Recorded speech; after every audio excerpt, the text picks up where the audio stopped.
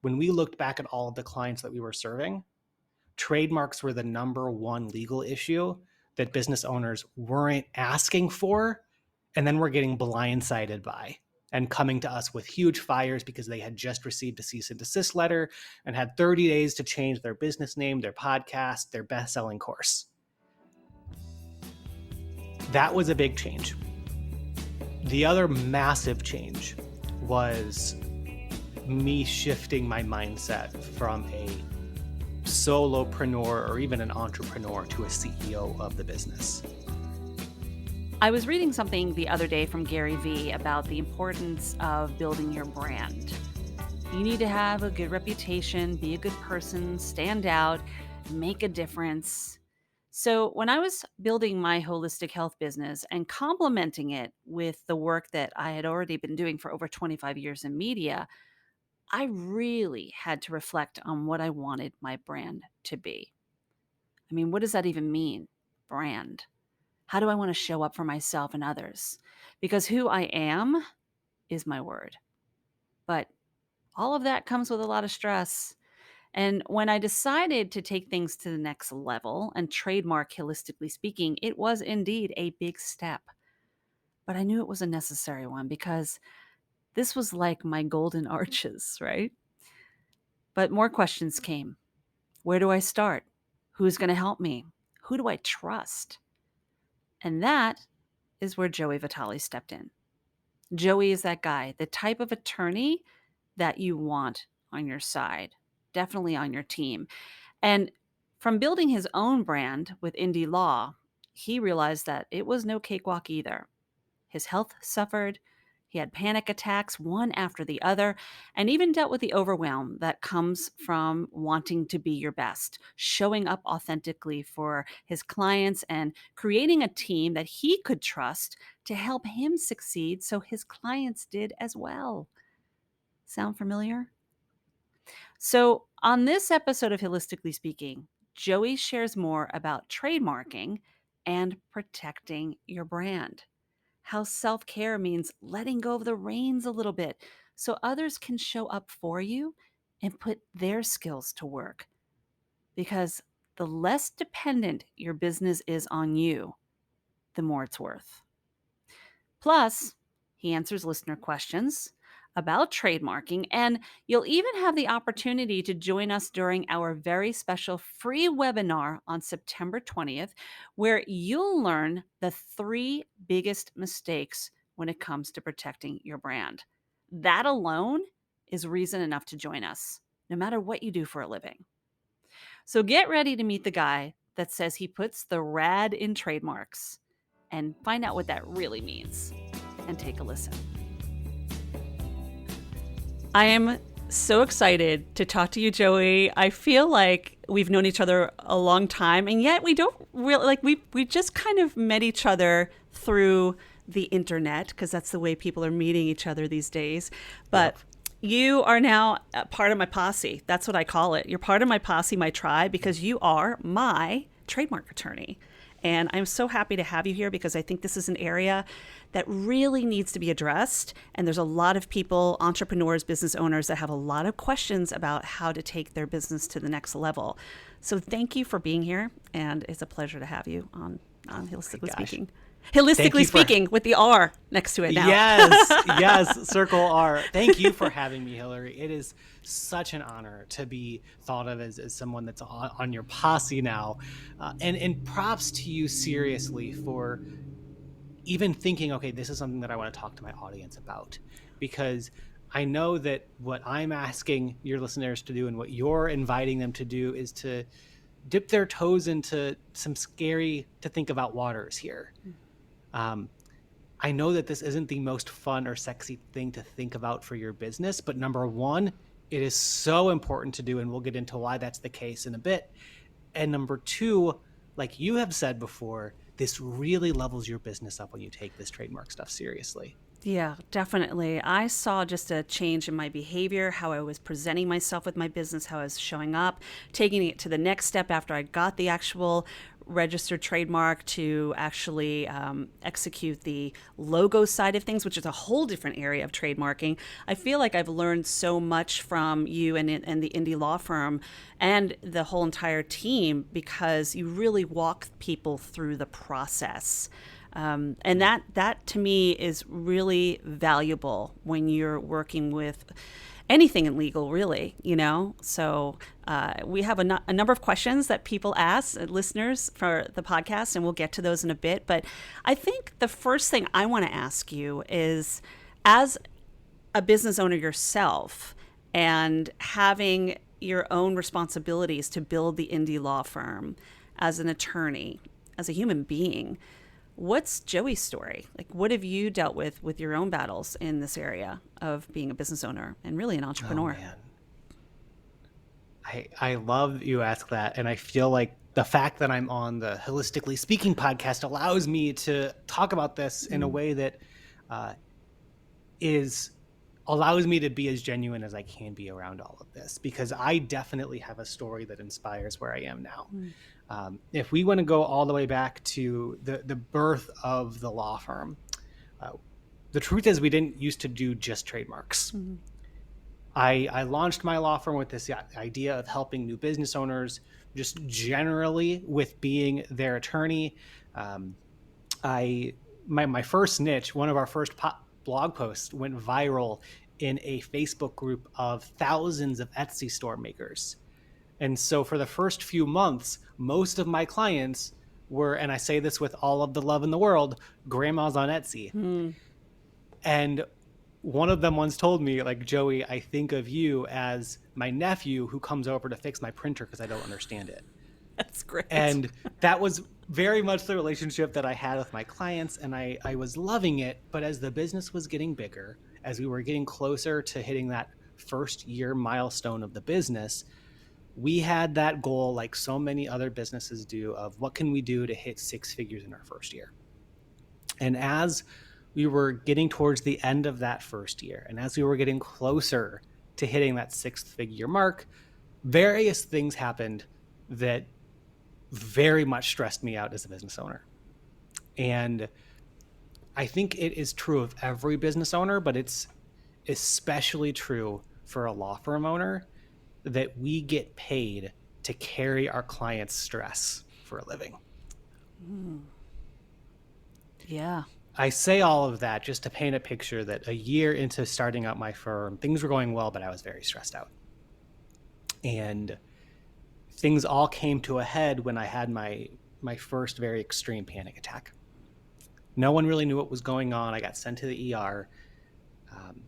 They did whatever they do, treated me, gave me a lot of fluids, gave me some medicine, sent me back home. And shortly after, I had another panic attack. I went back to the hospital. This time it was worse.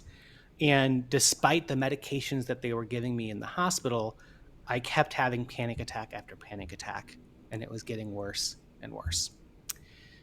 Eventually, the doctors discovered that I have a very rare, basically allergy against most anti-anxiety medications.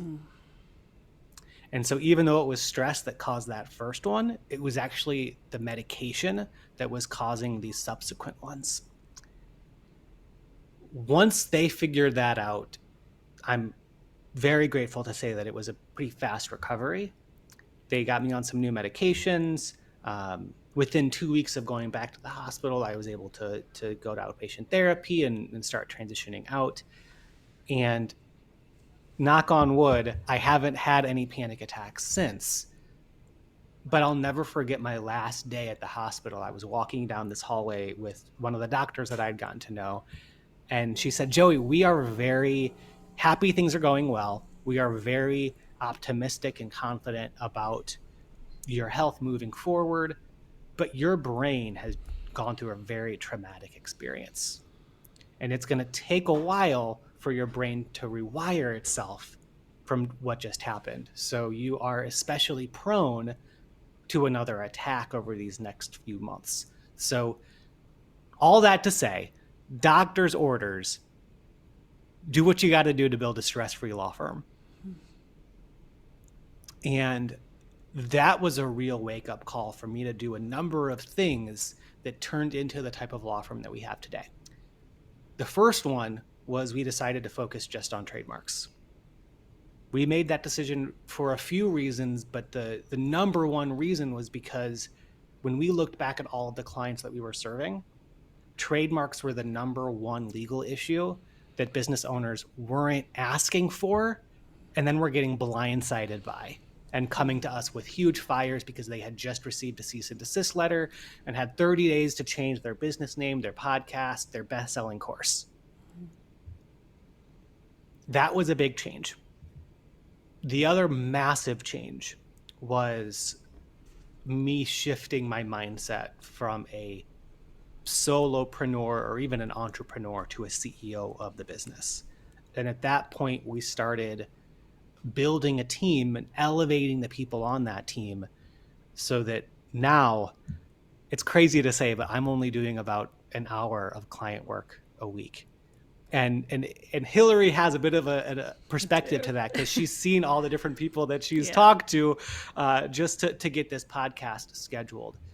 I say that because I read a quote somewhere in the past 4 years that really distills the big takeaway here, at least for me, which is the less dependent your business is on you, the more it's worth.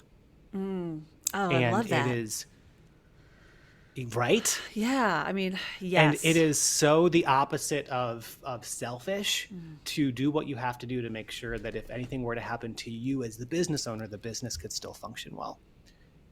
Yeah, we, as entrepreneurs, part of what we do and business owners is that we're walking away sometimes from that corporate sector because we want more control over our lives, but that doesn't mean do everything. I hear this all the time with clients, Joey, and just people in general. Like I was just on a podcast meetup last night, and that was a big thing, like the solopreneur word, the entrepreneur, letting go of the reins and letting other people in to build a team, to be part of your posse per se. Let people do what they are trained to do and let go of the reins a little bit. And I think that also falls into what you do, because I could have researched it, done the trademarking myself, hoped and prayed that I did everything right. But I'm not an attorney, and I honestly want to reclaim some of my time because I have enough on my plate, right? So I think that's part of it, is realizing, like, let go of the ego a little bit. Realize that saying yes to yourself could mean saying no to others, but also saying yes to yourself could mean I'm saying yes to having people come in and help me in an area where I could really use assistance, you know? We just can't take on it all. There's like only 24 hours in a day. I know. I was just saying this to a group of business owners earlier this week. To your point, like so many of us leave a corporate job because we feel like we've had those golden handcuffs, right? And that feeling of never wanting to experience golden handcuffs again is a huge motivator for people going out on their own. But I can tell you, golden handcuffs are awful, but being stuck on a golden hamster wheel, I think, is even worse. Yeah. I mean, you can build your business, you can do amazing things, have a 6-7 figure business, but how much of that time is yours? How much of that time is yours is the question I would love listeners to really think about. If you were looking to build that business, what part of that business is really self-care? Because that's so important within the business model as well, is creating time for self-care. And how well can you show up for others if you're not showing up well for yourself? Period. In work, in life, at home, whatever. And that's a real big question that comes up a lot that I present to clients. It's like, how are you showing up for you? You know?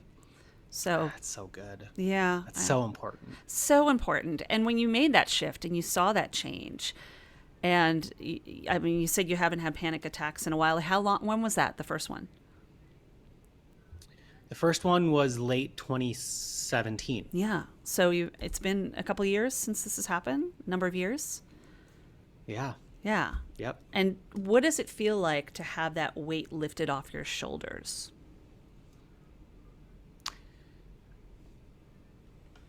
it it feels amazing, and at the same time it's also just me letting go of a survival concern. Mm. Like, it's, on the one hand, it's incredible when your business gets to a point that a certain fear or risk, that if it doesn't happen a certain way, like, that can create big problems for you. To hit those milestones where you have that stability and security is great. But it also then makes you think into, okay, now that I have more time, now that I am in good health or better help, I I mean, I'm still going to a therapist. Great. But what can we be doing to get the most out of this life that we have, and not just avoid certain bad things that we don't want to happen? Yeah. Well, it's being in the now. I call it the perfect now. So many times things happen in our lives that we don't even acknowledge the goods that happen. We tend to, our brain, the amygdala, loves to go to the negative space. It's just where Amy, as we call her, the amygdala, lives.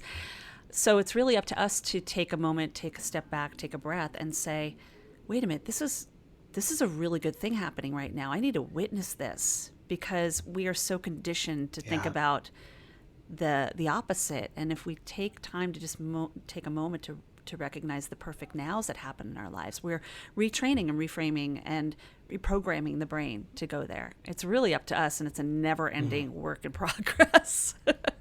It really is. Oh, that's so good. Yeah. That's Like, I just so want good. to, I have a shirt that says work in progress, and I'm like, I am like constantly wearing the hard hat, people. Like, just because it's the work I do does not mean that my brain does not like to go to that place. And I have to stop and realize, okay, what part of me is showing up?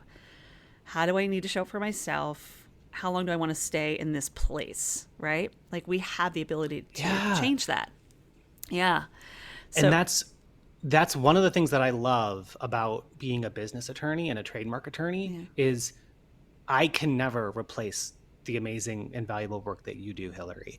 But if we can work together so that I can minimize legal risks happening, then it's that much easier to quiet Amy, right? oh God, I love that. That is so beautiful. Yes, let's quiet Amy. Tell her it's going to be okay. Like, I'm sitting here havening right now.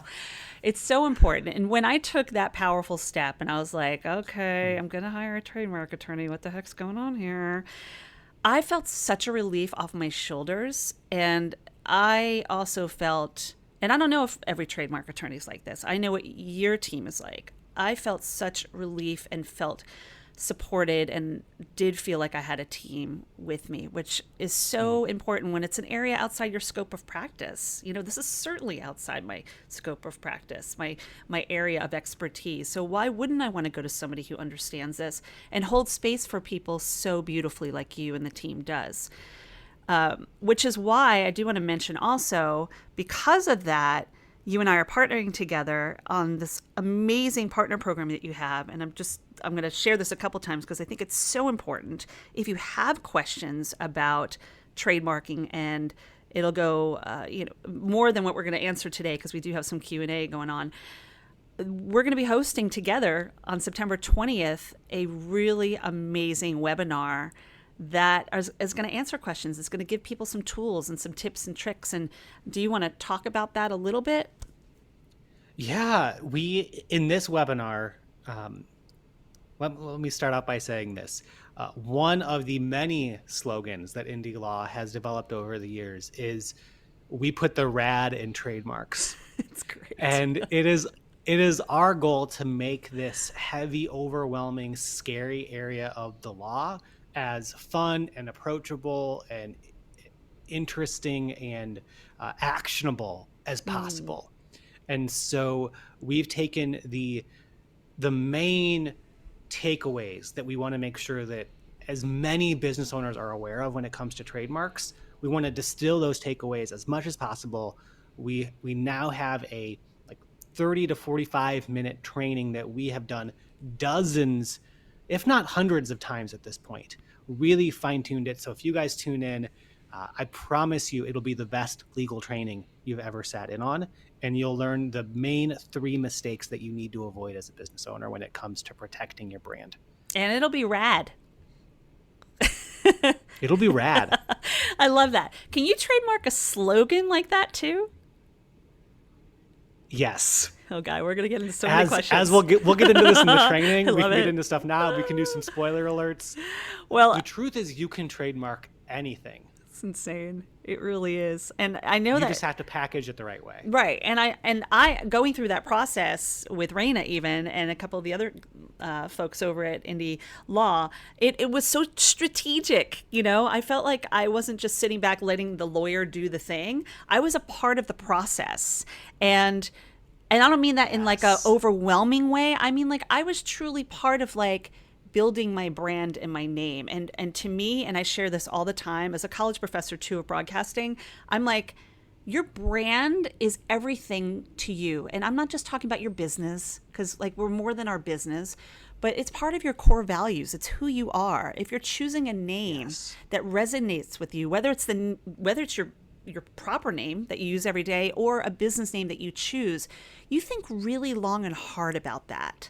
So to dive in and want to make that mean something more on a much grander scale, knowing that when you're being asked these questions by just your law firm, I'm like, okay, what else can this cover? And if you get a little like, I don't know, it's covering another area, how can we fine tune this to where we can actually make this trademark more likely to go through? That's what I really liked, because I found that I learned more about me too.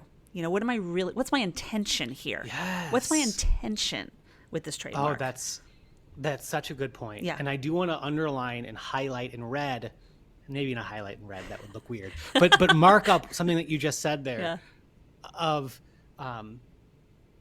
having the trademark be successful. Because we're at a point now, it might feel like when you talk to your business besties and your entrepreneur colleagues, if the topic of trademarks comes up, you might be hearing people say, like we haven't gotten around to that yet. We'll do it later. The truth is well over 500,000 trademarks are being filed every year. And most of them are getting rejected.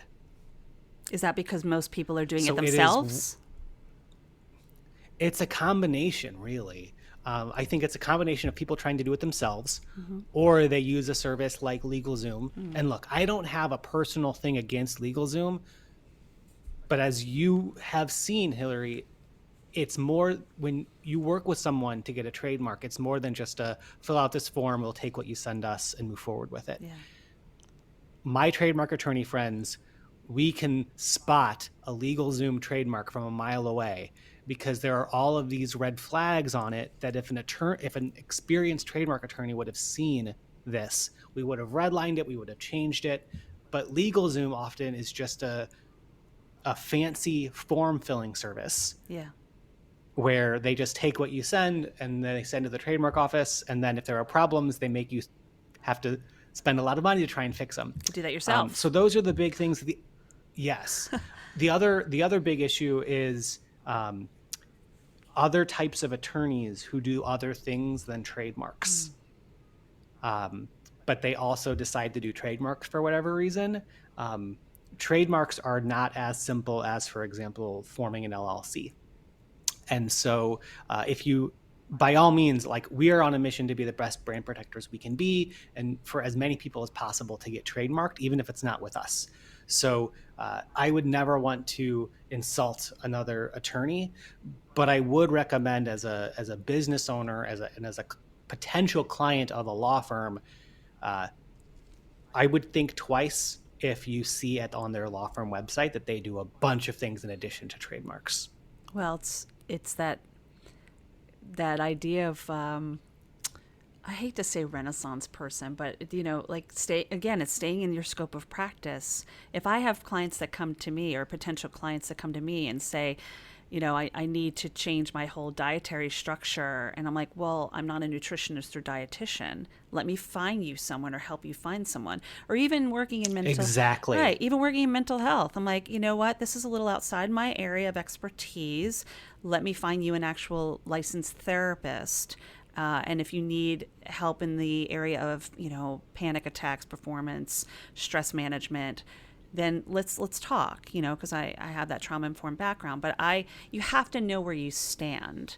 And the other part of that is, I mean, do you want to go to a cardiologist when you need to get a dental exam?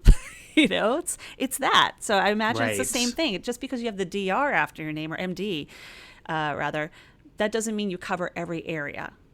So you want someone that's a Absolutely. specialist in an area. Absolutely. Yeah, definitely. Well, That being said, there are some great accessible ways to get trademark help if for whatever reason you don't have a budget to work with a trademark attorney. Um, just to throw some numbers at your audience, Hilary, so that they have some context, our trademark packages are around $2,000, but we also have an online course called Power Brand that is a 6-module course that walks you through how to do it all in about 3 hours yourself. And that is a fraction of working with us. We've had hundreds of business owners go through that program as well. that's such a great alternative to those who might be a little strapped for cash, but also might want to level up and learn something new. And if they have the time to do it, Right. it really is a question of time and value, right? But offering folks that possibility is really a wonderful way to go about it. I mean, for me, I leveled up a little bit. I was like, I don't really have that kind of time. And I did have the means to be able to take it to the next step. But what's also great is you become like an alumni. So if you wind up doing more trademarks, which I'm doing, you are really great about honoring that and having a really respectful and valuable relationship with your clients that you've already established relationships with. So I really appreciate you saying that, because the law firm is growing, and we want to respect the increased demand for our trademark services, but we also would never want to sacrifice our client experience.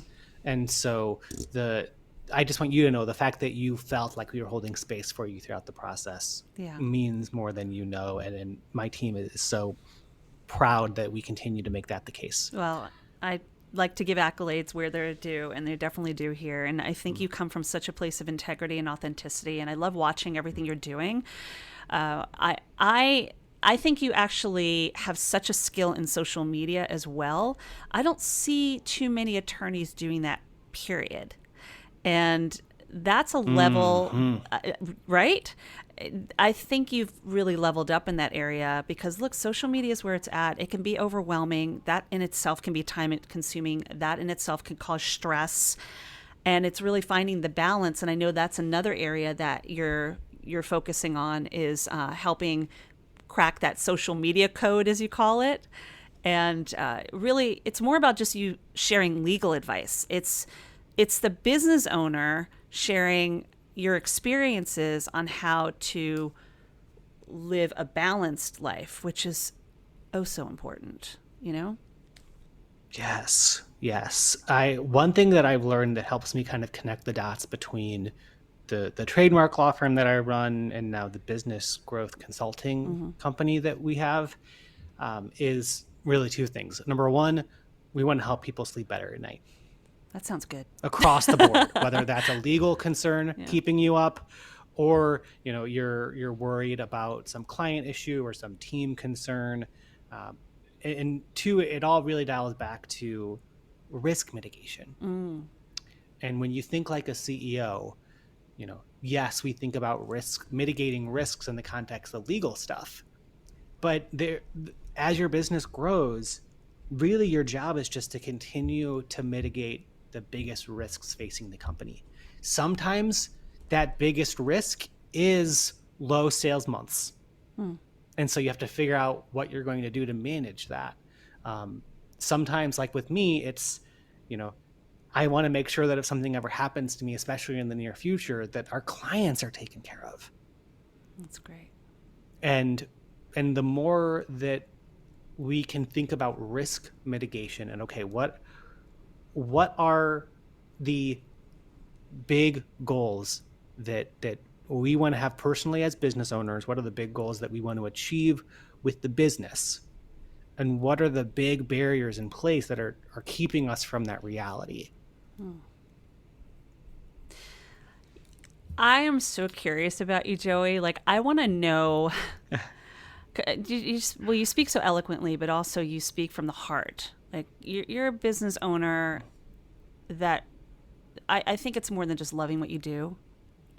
From what I witness and what I can see from you, you're someone that really takes pride in your clientele and your company and building it with the utmost integrity. And I'm curious, who were your influencers? Oh man, Hilary. That's a really, really good question. Well, And I don't just mainly mean people that are out there in the world influencing, like we know the word influencer. I mean, who's really touched your heart? You're like, I really admire that person, or that person's inspired me. And it could be right in the own home, you know? yes. I mean, my mind is going in a few different directions That's in fine. terms of like my wife, number one, Beautiful. certain people in my family, absolutely. But one person that I'm coming back to in my mind is a mentor of mine who I went to one of his workshops right before COVID. Like it was the month before COVID really hit. And he had this workshop in Florida. And we were talking about integrity. And we were talking about what integrity means when you strip morals and ethics from that word. And that integrity, when you think about, does a bike have integrity? Does this coffee mug have integrity? If the thing has integrity, if it does what it's supposed to do. And we as people have integrity if we honor our promises. And his wife was with him at the workshop, and he brought the wife up. They said that they found each other and started dating kind of in this circle of entrepreneurship and self-development. And when they got married, they wrote their own vows. And two things from their wedding story I don't think I'll ever forget. Number one, their vows to each other were, I promise to never know you. Which I just think is beautiful. Of like, I promise to never put you in a box. I promise to always stay in, like you said, Hilary, that present moment now with you, right? And co-learn and co-discover with you. And number two, and these sound weird, but they are beautiful and they are powerful. Number two, he said, I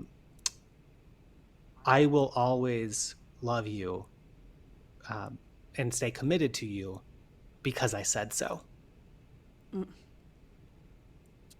And it wasn't like I will always have these feelings for you. I will, stay like attracted to you. It's no, I am such a person of my word that me making this vow right now is a commitment that I will take with me to the grave.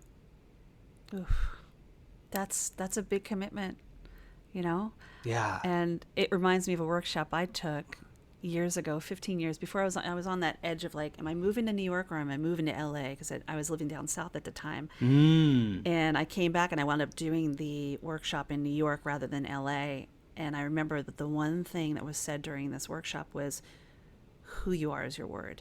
So that's like a mantra. Who I am is my word. That means everything to me. And when I say something, I mean it. And if I make a promise, I mean it.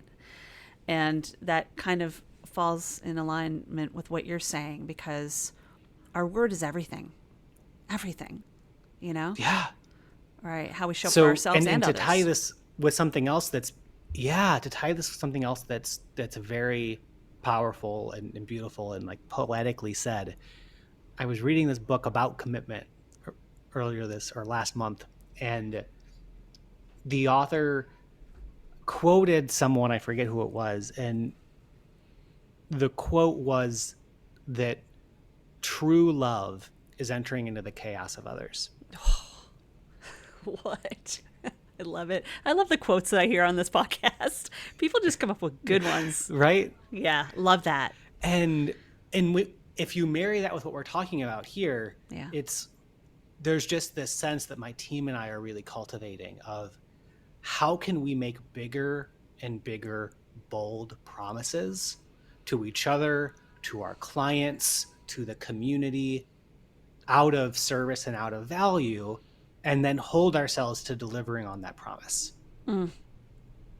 And yeah, when we can't make it, we just clean up the messes. We do what we have to do. Because I think some people hear this and they're like, oh, I never want to make big promises again. the fear because then I of don't breaking. have to be responsible for anything. Fear of breaking, fear of like the inner bully showing up and being like, I can't even keep my word. Yes. But you know what? The beauty of that is that you can reorganize things. If something's not working for you, it shows more power with who you are when you can say, this is a little too much than I bit off a little more than I could chew, and I need help.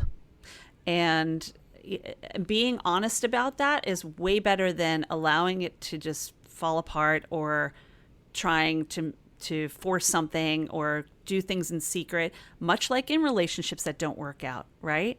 You need to be honest in the relationships in your workplace as well. So that makes so much sense. I want to say one thing real quick for those who have been listening, and thank you so much for being a part of this conversation with me and Joey on Holistically Speaking. If this chat touch, moves, and inspires you in any way, and you think somebody else could find value in it, consider passing it along, sharing this episode. It can make a really big difference whether somebody is a solopreneur, entrepreneur, business person, or just considering the possibilities of needing help in any area. It doesn't even have to be legal. So just think about that, and thanks so much for listening. I do want to get into some of these questions because we did have a lot of questions that came in. Are you open to that? Let's do it. Yeah, I know we're going to get a lot more when we do our webinar, which is great, and that's you leading the way. But I put out a, the questionnaire, like I'm talking to my trademark attorney on Holistically Speaking. If you've got questions, I didn't realize I would get so many, so I picked about 5 or 6, and these are all business owners.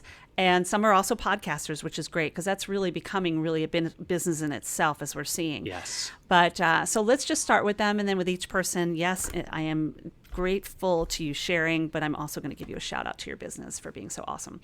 All right, so the first question is from Bree, and she owns Authentic Edge Design. She's also my creator of my logo and design for Holistically Speaking. So, hey. Nice. And she said, can you trademark? Great job. I know, right? Can you trademark a program or service within a brand? And does that protect you from others copying it? That's a really good question. So, can you trademark a yes, program? Mm-hmm. Yes.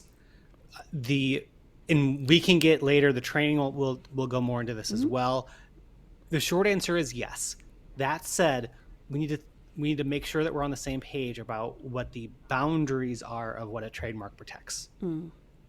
I like to think of, like, if you go down, like, imagine that your whatever you sold, even if it was a course or a program or a service, you could get at a grocery store. And people could just kind of go down your aisle and grab like your cereal box of, your brand.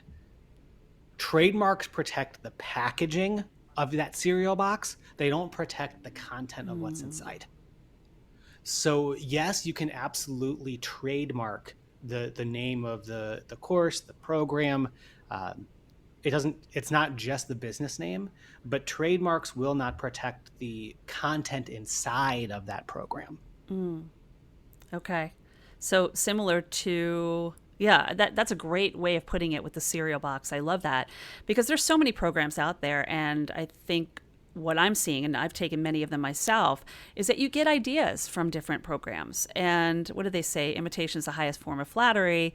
But one thing I'd like to share with Bree to kind of carry on with this one is that nobody's going to be Bree. Nobody's going to be you and your program and how you're showing up for yourself. No one can copy it 100% and present it the way you present it. So you'll align, the people that align with you are going to come and take your program, right? It might be similar to somebody else's, but, is that a different level of Yes. trademarking? So, No, it's the same application process and things. You do want to be clear and make sure that you're describing what the trademark is about correctly.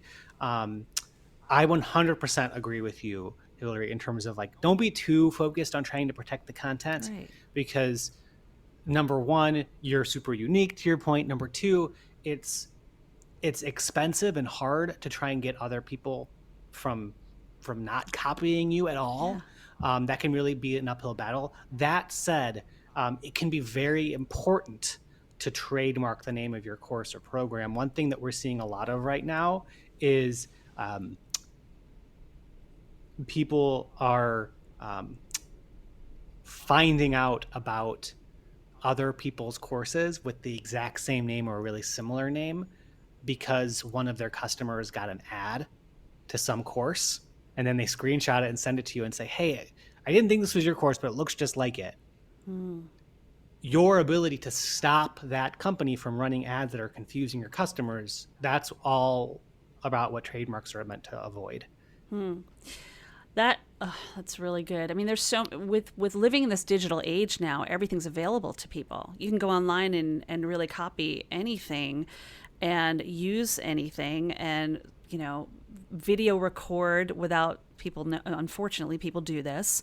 And with the downloads people provide with their PDF files within their courses, there's such a level of protection. And like it's like that long list of like, remember the SNL skit with the happy fun ball and it had like all the disclaimers at the beginning and it was read really fast? Do you know? Some people might remember this, but it was almost like that legal disclaimer. It's so funny because the legal disclaimer was read like an auctioneer really fast because there's so many, almost like all the pharma stuff out there, and we hear the commercials, but then you hear all the problems that it could cause, and it's so fast you're like, I don't even know what just happened. So I feel like people are showing up that way trying to protect their content, but I think it does go back to protect it the most important way, which is the name, like you said, and be less concerned with the content so much because life is abundant. There aren't enough people in this world. I mean, there are so many people in this world that you can't take them all on anyway. So let somebody else with a different alignment, 100%. Right. Like if we look at it that way. Yeah, I think that, yes, again, if we go back to that theme of risk management, trying to get other people from stealing parts of your content, unless there's having someone steal your content in a way that actually is going to have a huge effect monetarily on your business is a very low risk. But finding out as your business is growing that someone else has a course that they've trademarked and it's named the same thing and being blindsided by a cease and desist letter and having 30 days to change your own course name because you received this scary letter and maybe having to cancel your future launch because you found out that you're accidentally infringing on someone else, that is a much bigger risk that we want to mitigate for you. What if you actually have been using a course name for some time and then somebody decides to trademark that as a course, but you've been using it and then you decide to trademark, and you're both holding this trademark and maybe it's in the same category or something like that. Does the person who trademarked second have rights? Like, I've been using this name for a while and I was just about to trademark it, but you showed up and yada, yada. Yeah, great question. It's always the first person to use it in interstate commerce that has stronger rights. But unless you have really strong evidence of that, it can become very expensive to prove your point. And so I like to think of a trademark registration as a birth certificate for your brand elements. Right. Oh, that's great. So if somebody's been using the name for a while, and look, in this age, like I said, the digital age, it's easy to find out when was the first time you used this program, when was the first time you used this name.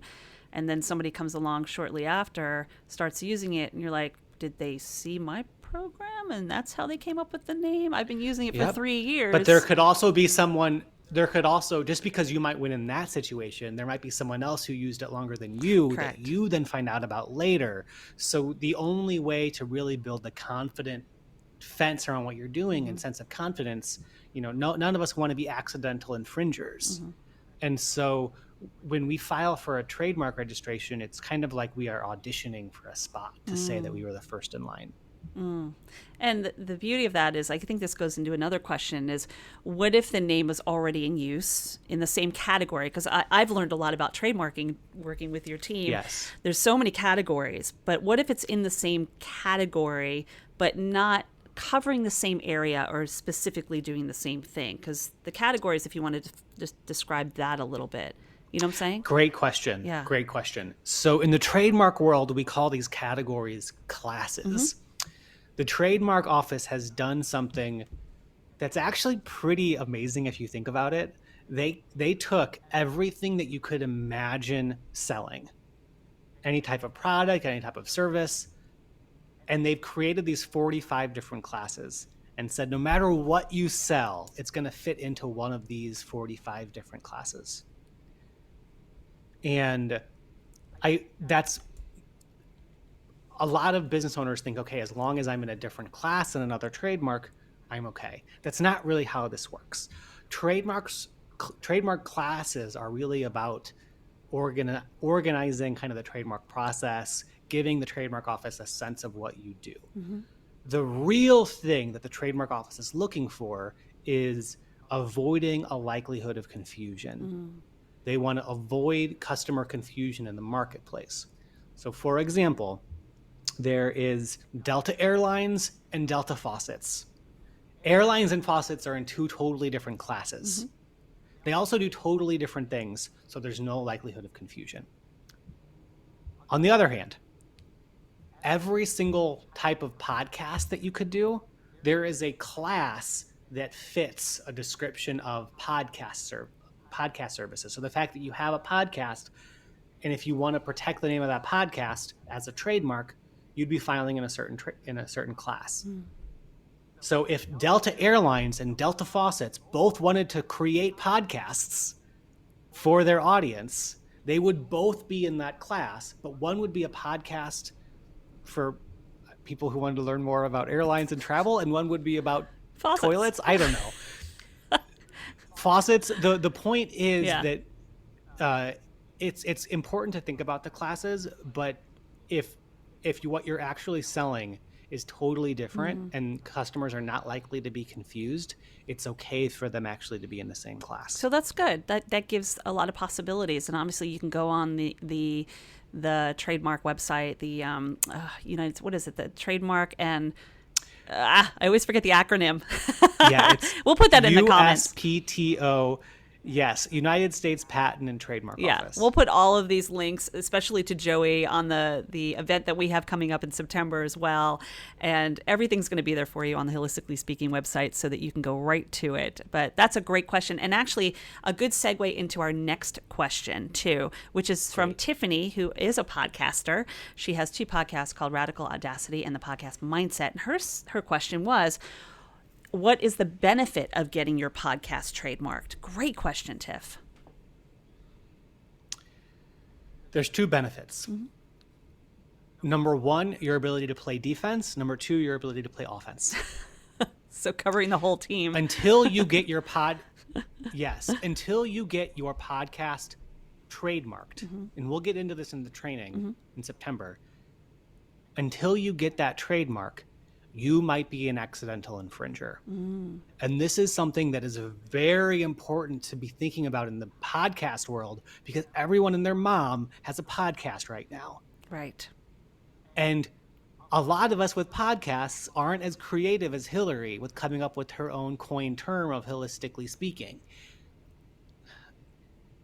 A lot of business owners are instead gravitating toward kind of those low-hanging fruit, sexy options of, something that has kind of on fire or level up or the whatever mastermind or, there's a lot of kind of catchy, sexy phrases that we business owners like.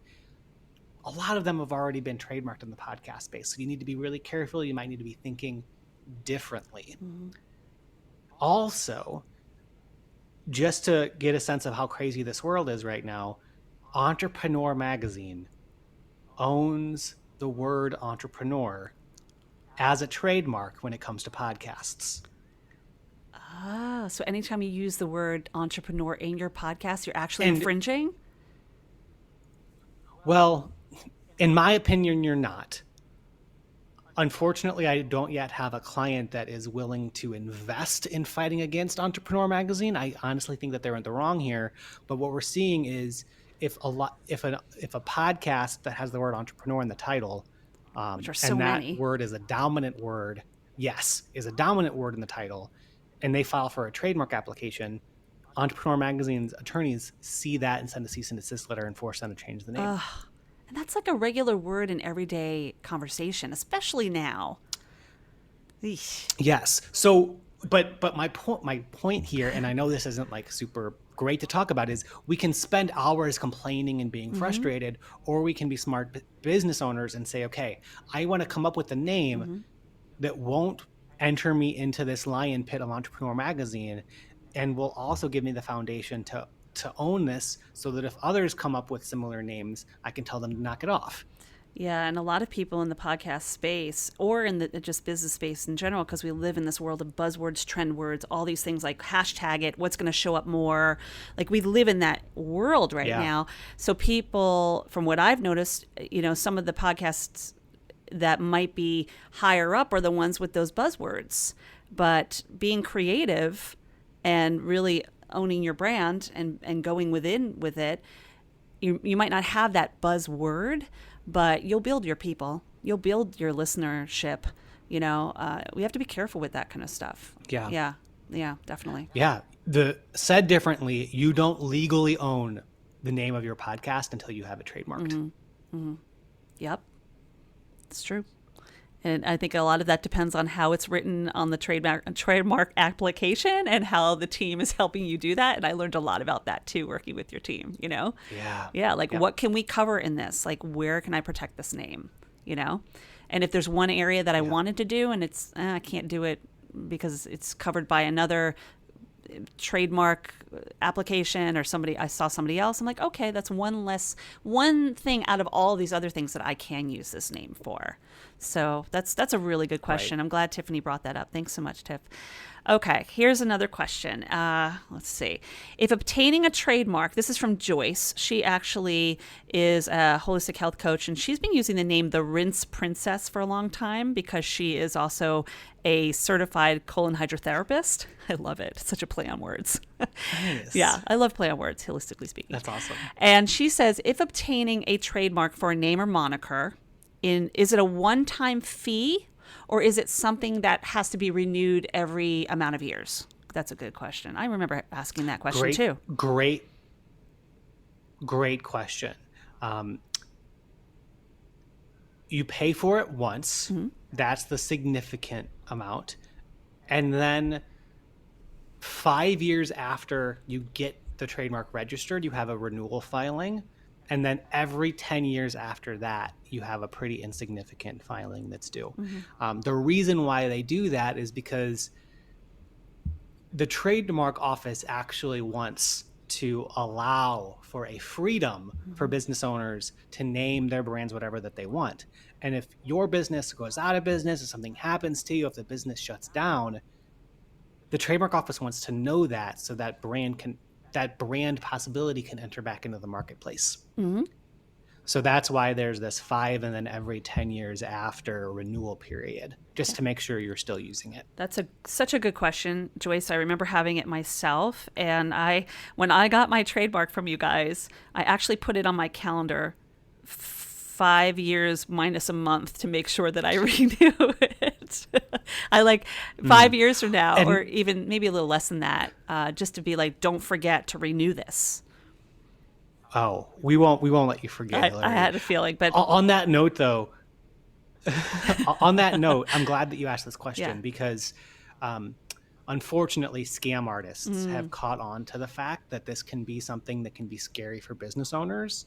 So if you ever do go through this process yourself or with an attorney, and you receive a letter that maybe looks like it's from the trademark office saying that you have various things that are due, call an attorney, show it to someone before you pay anything or shred anything. chances are it's just someone wanting to take your money. And that has happened. You told me that. Your team told me that, and I got like 3 to 4 letters saying that you can make sure this trademark stays yours for $10,000. And I'm like, well, Joey and his team told me otherwise. So wow, So it was great that you gave me a heads up on that, and I'm so glad you brought that point up, because that wasn't a question anyone asked. Because if you're not looking to trademark or haven't been in that process, you wouldn't even know those letters exist. Lots of scams out there. Good question. Thanks so much, Joyce. All right. This is from Michelle. This is our last question. And her question is, she has Michelle Ray Photography, so shout out to her business. How much should someone expect to pay? And how long does it take to complete the trademarking process? Another question I remember having. It's a good one. Great question. Absolutely. So there are really 2 things that you want to think about in terms of budgeting for a trademark. Mm-hmm. One is the filing fee to the government that you're going to have to pay no matter what. And depending on how you file that, that's usually between $250 and $350. Then you want to think about, okay, do I want to totally do this myself, or do I want some type of help? And again, if you work with one of our courses, or you just have IndieLaw do the work for you, we make it super accessible to get started anywhere from around $500 to $2,000. So that's the investment on top of the filing fee moving forward with it. In terms of the timing, there's also 2 ways to think about the timing. So we like to think about, especially if you're going to work with an attorney, how long does it take to actually get the trademark filed? It's our goal with the trademark office, with the trademark firm at IndieLaw, to get your application filed within 2 weeks of signing up with us. Those 2 weeks can go by pretty fast. It's definitely the most time-intensive part of the process on the client's end, because we work pretty closely with you. We want to make sure that everything is right. The T's are crossed, the I's are dotted. The I's are dotted. That's how to say it. And then once the application is submitted, that starts a clock that we have very little control over. And COVID is actually making that period from application to registration even longer. So it used to take anywhere from 6 to 12 months. Now it's taking on average anywhere from 12 to 18 months. That's about right. I'm trying to remember when I first filed. It was a little over a year, but you know what? You go about, you do your thing, you just put your trust that it's happening, Yeah. How much more control can you really take? So that doesn't seem too bad. Yeah. Okay, that's a good question. So I hope that answered all of Michelle's questions. Yeah, and look, we're going to have an opportunity for many more questions to be answered when Joey and I are together doing the training program on September 20th. So I'll share more information about that in the notes so that you can come on. This is actually a free event. So, right? Yes. Let me just make sure people know that. This is a free webinar, about an hour of your time, getting so many questions answered and just really important information about trademarking and how to really level up with your business. And I'm really excited to partner with you on this, Joey. It's going to be a fun, rad hour. Yes, I'm excited too. I like to tell my clients, the people who sit on this training, that look, I went to law school so that none of you have to. And so all of you will be trademark ninjas by the end of this training. Love it. My dad used to say that. I went to law school, so you don't have to. Like whenever I had a question. Of course, he was a criminal defense attorney, so if I was seeking legal advice from my father, we'd be in trouble. Sure. But that's a good quote. Great. So anyway, as we wrap things up, I just want to mention it's such a pleasure having you here. I'm really excited for us to work on more trademarks, have more stuff that we're going to be doing together. As obviously this webinar, but what I would love to do with my guests before I let them go is I love to do a rapid word fire with you. Just rapid fire, throwing out a word from some of the things we've talked about today, and just come back with the first word that comes to mind. Just a little fun. You ready? Okay. You good? Great. All right. Yes. Put that thinking cap on. Here we go. One word. Stress. Oh, wait, how does this work? How does this work? You failed. You failed out of law school. This is just like free word association. Yeah, just I'm going to throw out a word, and then you come back with the first word that comes to mind, like word association. So if I say stress, come back with a word that first thought. Just word. Okay, there are no wrong answers. There are no wrong answers. This is all like Joeyisms. Okay, here we go. Okay. I'll start over. Maybe I won't start with that word. Sure. Branding. Unshakable. Panic. Optional. CEO. Visionary. Integrity. Pragmatic. Rad. Trademarks. Risk. Necessary. Stress.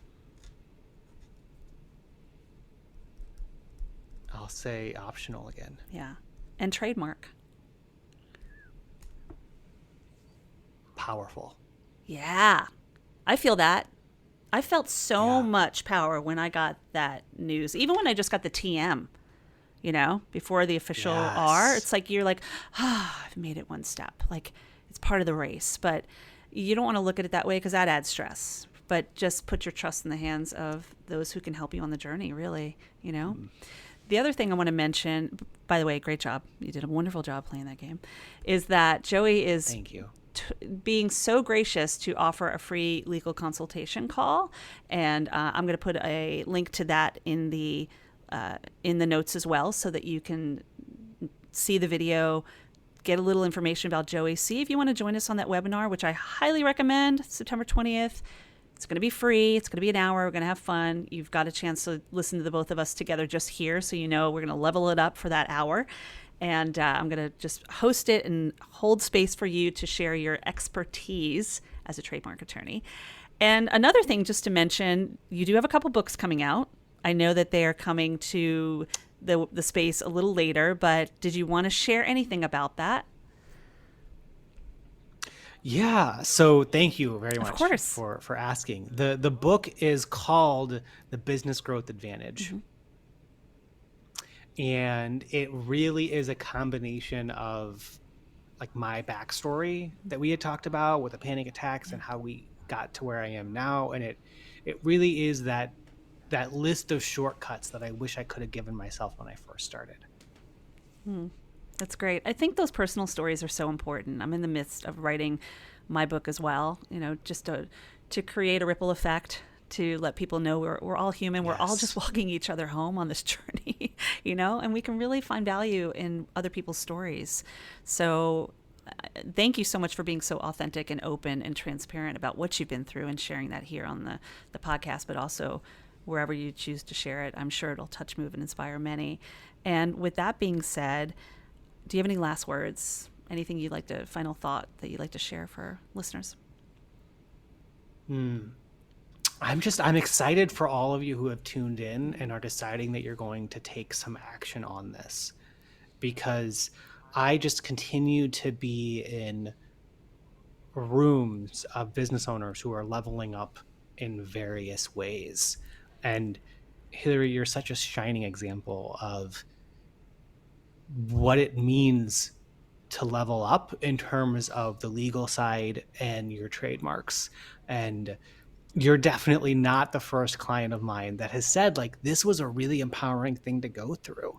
I've had clients who have told me, like, when I got my trademark certificate in the mail, it reminded me of, when my dad started his, brick and mortar business, and they put their first dollar bill, they taped that to the cash register. This really is, our modern first dollar bill that we're taping, that's on our office, that we can look to and say, here is this golden stamped legal certificate that shows that my business is legit. That's a great way of putting it. And before you even said it, I was thinking, it's like the dollar for the first dollar for the transaction. Totally true. I remember getting it. I was like, what? I won't equate it to getting a college degree or a master's degree. That's a whole different level, but it really is. It's like, this is my business. Like, this says I am legit. What can I do with this now? Like, the possibilities are endless, and I really kind of waited. 100%. Yeah. So it's all kind of happy, good feels when that happens. So join us, my friends. Joey, you're a delight. I love talking to you, and I'm so glad that we're going to have a chance to talk further and hold space for all those folks that are going to come in and, find out a little bit more about if this is along, what they want to do. And if not, just get the information, and then you can do with it what you want. It's no expense to you. So thank you again, and it was a pleasure. Well, the pleasure is all mine. Thanks, everyone. Thanks, Hilary. If you want the real secrets to protecting your brand, join Joey and yours truly for our webinar on September 20th. All you have to do is click the link on the podcast page to register and claim your spot today.